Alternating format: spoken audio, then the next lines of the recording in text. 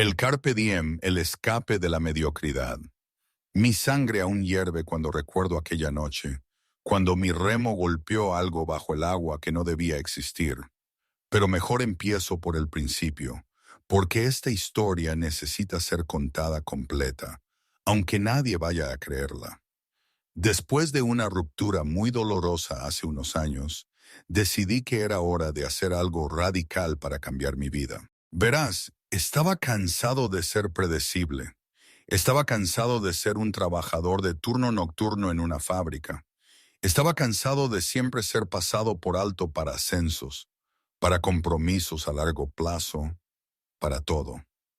Había intentado cambiar mi vida en el pasado y siempre había fracasado, pero esta vez funcionaría. Hasta esa primavera nunca había salido de Castilla-La Mancha. Desde que Rebeca me dejó por ese niño rico de familia adinerada, siempre había estado pensando en formas de escapar de mi existencia sombría. Un día me la estaba preparando para el trabajo cuando sonó la notificación de email en mi teléfono. Ve el mundo y recibe pago por hacerlo. Se necesita gerente de cocina para el Carpe Diem. Era interesante. Había algunos detalles en el anuncio sobre el trabajo, pero daba dos números de teléfono, uno gratuito y otro para locales en Barcelona.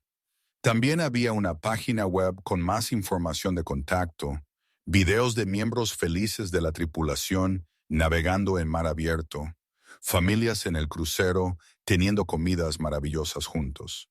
Era suficiente para convencerme de intentarlo. Llamé para pedir más información.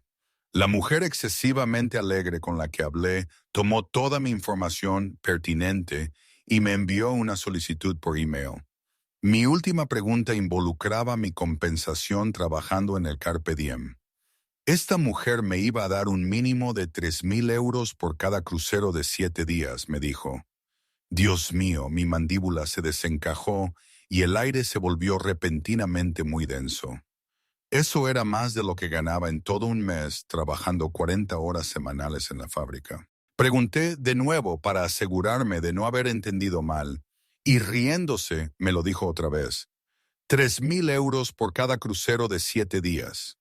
Y había un bono para los cruceros más largos.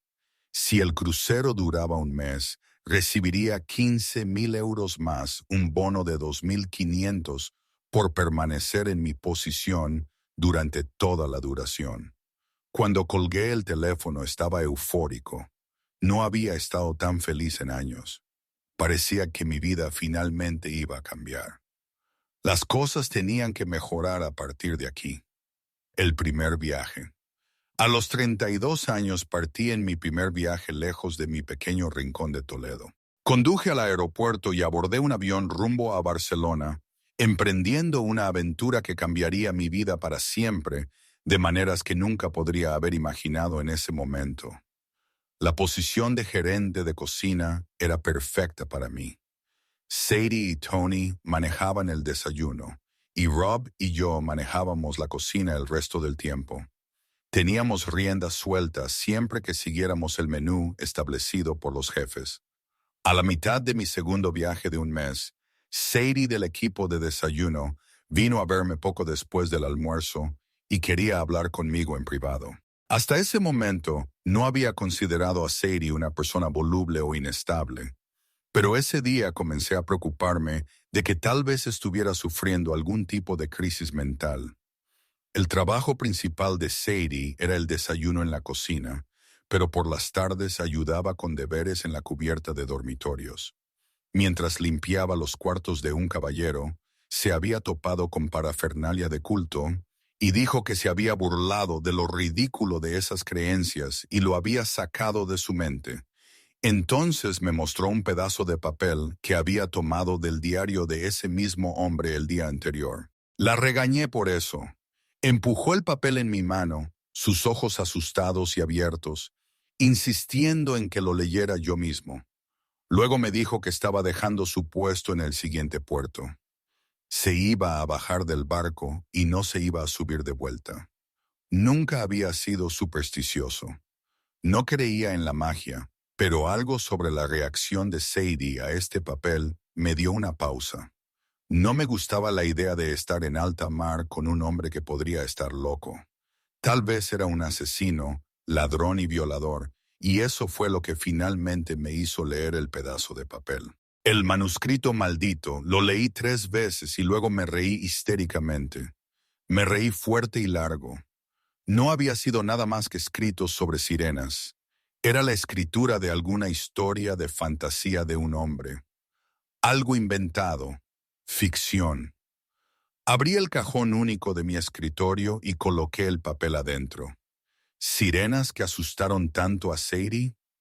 Increíble. Las sirenas del fragmento de historia no eran como las sirenas de dibujos animados, que eran todas delicadas y encantadoras. Pero aún así, ¿quién creía en ellas ya? Estaban allí arriba con los duendes, el ratoncito Pérez y los Reyes Magos en mi mente. Mientras trabajábamos, le conté a Rob sobre el incidente y él también se rió mucho. Nos divertimos mucho con eso esa noche, riéndonos a veces hasta que ambos lloramos. Entonces, los primeros 2 pasajeros desaparecieron. La mañana siguiente, Sadie se encerró en su habitación negándose a salir. Luego otro pasajero desapareció y todos a bordo se enteraron. Hubo un pánico que rodó a través de los pasajeros como una ola gigante, lavando el buen sentido y el buen juicio. El yate se dirigió hacia tierra y fue recibido por la Guardia Civil que registró toda la nave. Estuvimos atascados por horas mientras lo hacían, y después instruyeron al capitán que atracara inmediatamente. El crucero había terminado. La desaparición masiva. A pesar de que la seguridad estaba en alerta máxima, la mañana siguiente trajo las terribles noticias de 5 pasajeros más desaparecidos y nadie había oído o visto nada. Ahora estaba seriamente asustado. Al mediodía, cuando nos enteramos de otra persona desaparecida más. ¿A dónde diablos estaban yendo todos? Nadie fue encontrado en el agua. Pasaron varias horas mientras la Guardia Civil aseguró el yate, esta vez dejando un equipo a bordo para acompañarnos a tierra.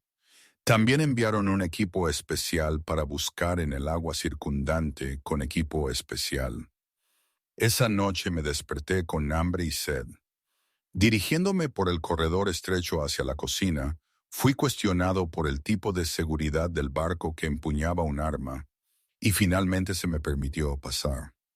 Después de un bocadillo y 2 botellas de agua, debatí sobre regresar a mi habitación. Realmente no tenía ganas de pasar por la Inquisición española otra vez mientras me apuntaban con un arma al pecho. Mi pequeña oficina nunca se había visto tan atractiva. Había una silla acolchada realmente incómoda frente a mi escritorio que serviría. Decidí quedarme allí con la puerta cerrada. Me senté en la silla y puse mis pies en el escritorio. Sorprendentemente, me estaba quedando dormido después de solo unos minutos. Pero entonces la inclinación violenta del yate me tiró de lado al piso, el barco fantasma.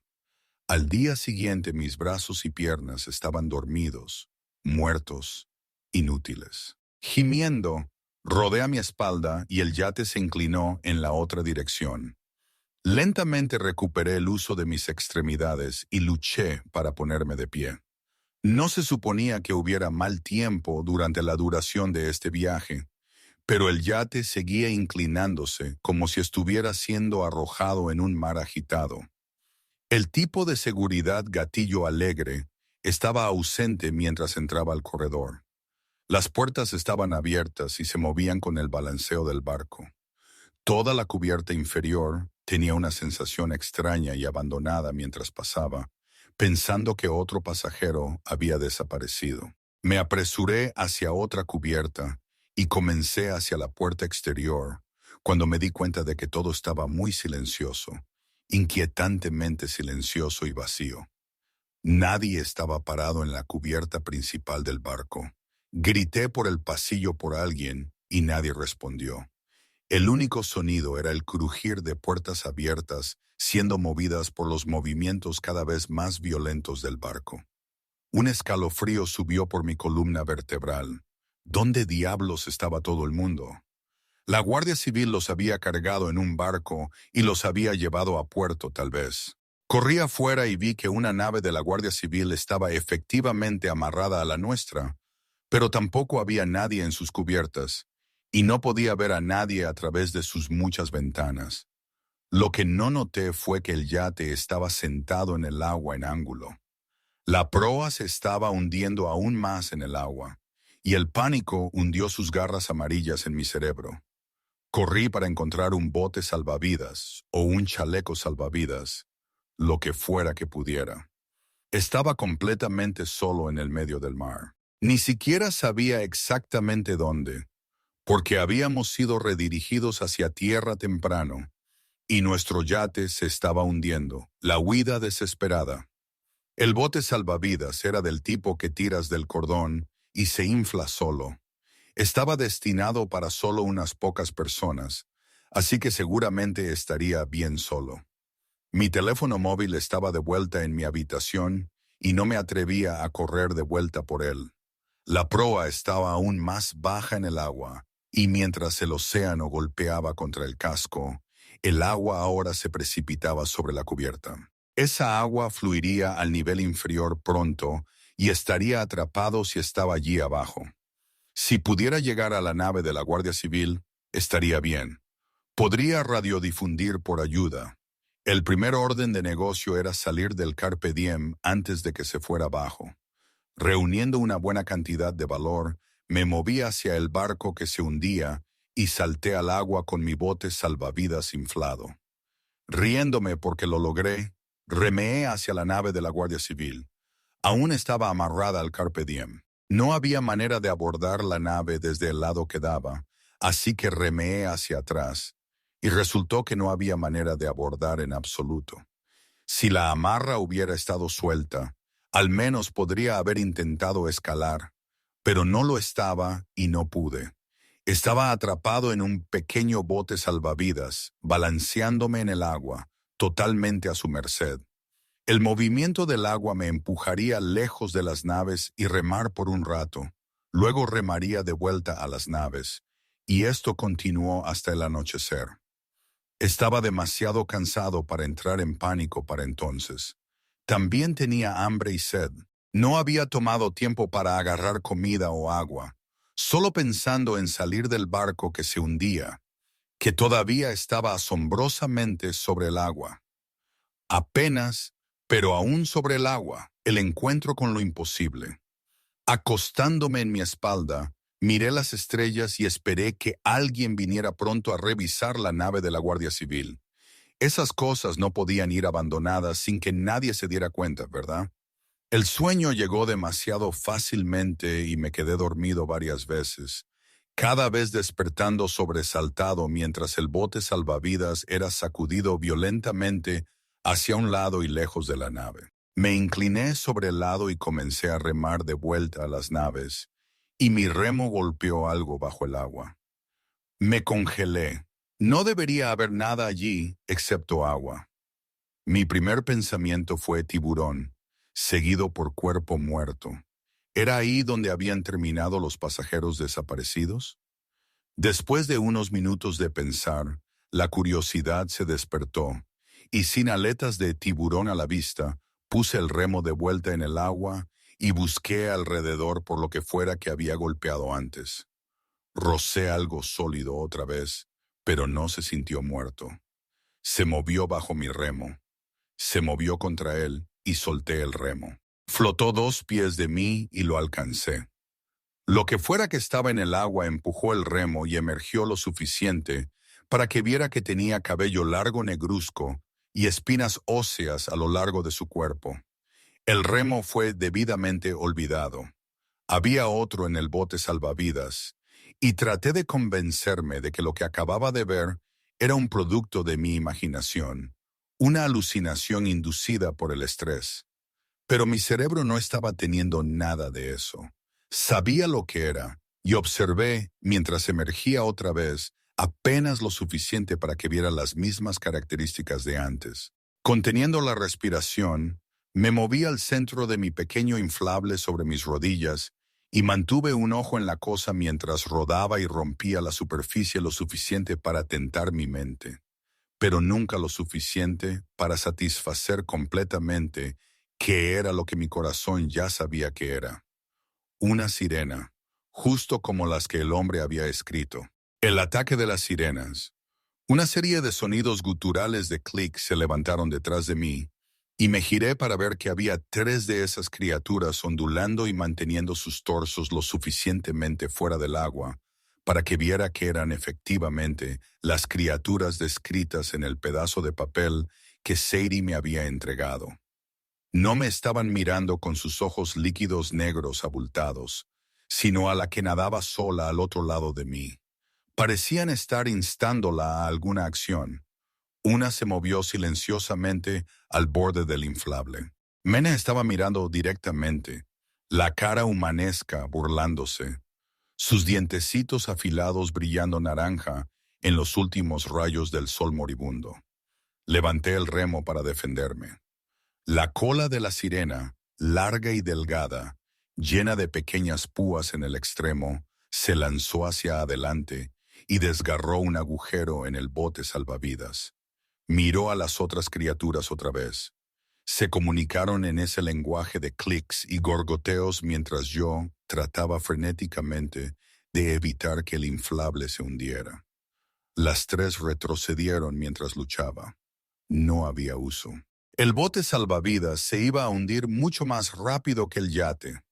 La criatura solitaria se acercó más a mí y el agua comenzó a lamer sobre los lados desinflados de mi bote salvavidas.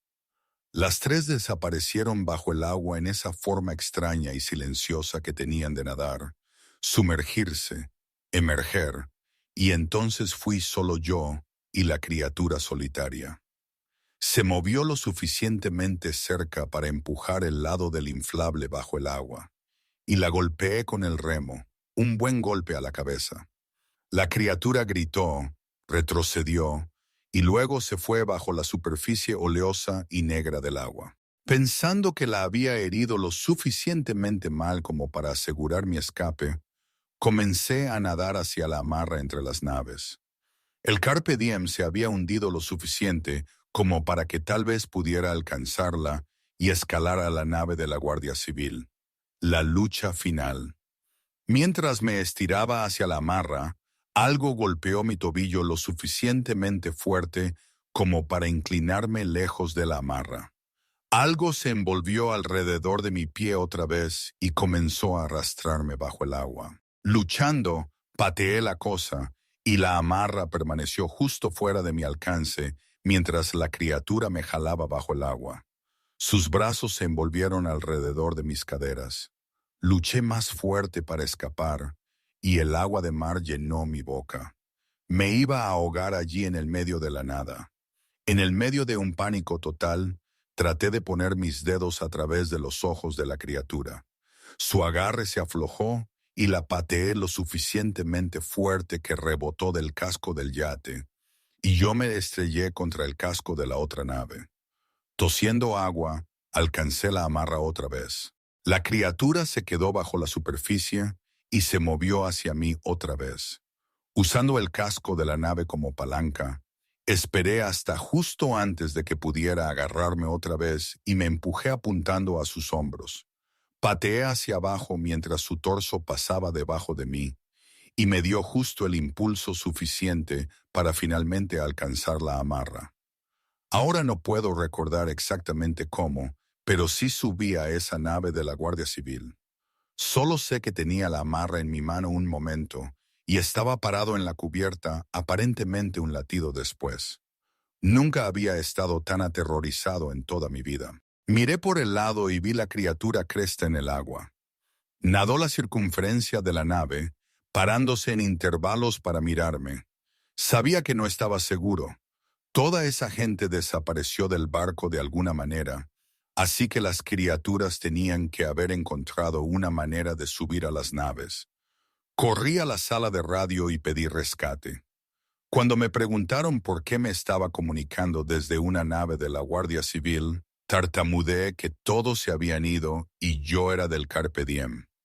Me dijeron que me mantuviera firme y me mantuviera calmado, como si eso fuera posible. No sabían sobre estas criaturas nadando alrededor de la nave tratando de matarme. En la oscuridad observé las aguas alrededor de la nave mientras más criaturas se unían a la criatura solitaria. La noche se llenó de ese terrible lenguaje de clics y gorgoteos. Pronto escuché sonidos de rasguños en el casco. Las criaturas se estaban ayudando a lanzar una de las sirenas más pequeñas hacia la cubierta, y los rasguños eran de la criatura deslizándose de vuelta al agua cuando no alcanzaba la cubierta, el rescate. Finalmente, a la distancia escuché los rotores de un helicóptero golpeando el aire. Era el equipo de rescate, y no un momento demasiado pronto. Hubo un fuerte chapoteo pegajoso cuando una de las criaturas aterrizó en la cubierta. Corrí y cerré la puerta de golpe, subí los escalones al nivel superior y me encerré en el cubículo de vidrio cuadrado con el equipo de comunicación. Los sonidos de chapoteo y arrastre de la cubierta se hicieron más fuertes. Un sonido como una mano mojada arrastrada por el vidrio sonó directamente detrás de mí, y no pude girarme para enfrentarlo. Mantuve mi ojo en la luz del helicóptero, esperando contra toda esperanza que llegaran a mí antes de que esas cosas lo hicieran. El reflector del helicóptero cortó la noche como la espada de San Miguel y corrió a esas criaturas de vuelta al agua. El equipo me cargó a la cubierta y al helicóptero. Mientras despegábamos, pude ver la mancha completa del cuerpo en el vidrio de la cubierta superior. Créanlo o no, pero esa es mi historia. Las personas desaparecidas nunca fueron recuperadas y todo el incidente fue encubierto. Fue esparcido por los titulares que el Carpe Diem se hundió y todos los pasajeros perecieron. No era una mentira, pero era engañoso. No tuve el corazón para contradecir las historias. ¿Quién creería mi historia de todos modos? Estaba perfectamente satisfecho de regresar a mi vida aburrida y predecible en mi pequeño pueblo aburrido en Toledo, lejos de